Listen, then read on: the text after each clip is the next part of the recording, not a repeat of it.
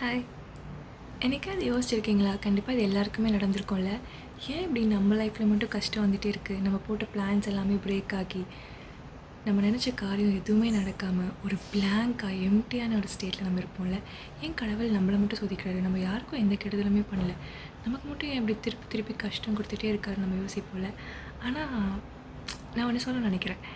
இந்த பானை செய்கிறவங்க வந்துட்டு அந்த களிமண்ணை ரொம்ப அடித்து அதை சுட்டு வாட்டி அதுக்கு ஒரு வடிவம் கொடுத்து அதுக்கப்புறம் தான் அது வந்து ஒரு அழகான பானையை உருவெடுக்கும்ல. அதே மாதிரி தான் கடவுளும் நம்மளை இந்த சோதனைக்குள்ளாக்கி நம்மளை கஷ்டப்படுத்தி ஒரு அழகான ஒரு வெற்றியோ ஒரு அழகான ஒரு விஷயத்துக்கு நம்மளை தயார்படுத்துகிறாருன்னு அர்த்தம். ஸோ நீங்கள் ஏதாவது ஒரு டவுன்ஃபால்லையோ இல்லை ரொம்ப கஷ்டத்துலையோ இப்போ ஃபேஸ் பண்ணிட்டு இருந்தீங்கன்னா இதை மட்டும் நல்லா ஞாபகம் வச்சுக்கோங்க. கடவுள் உங்கள் கூட எப்பவுமே இருக்கார். உங்களை ஒரு அழகான ஒரு விஷயத்துக்கு தயார்படுத்திகிட்டு இருக்காரு. அதனால இந்த கஷ்டத்தில் நீங்கள் கோத்ரூ பண்ணிகிட்ருக்கீங்க. கண்டிப்பாக இந்த காலம்லாம் மாறும். நீங்களும் ரொம்ப சந்தோஷமாக இருப்பீங்க. Trust the God and trust the timing. Bye.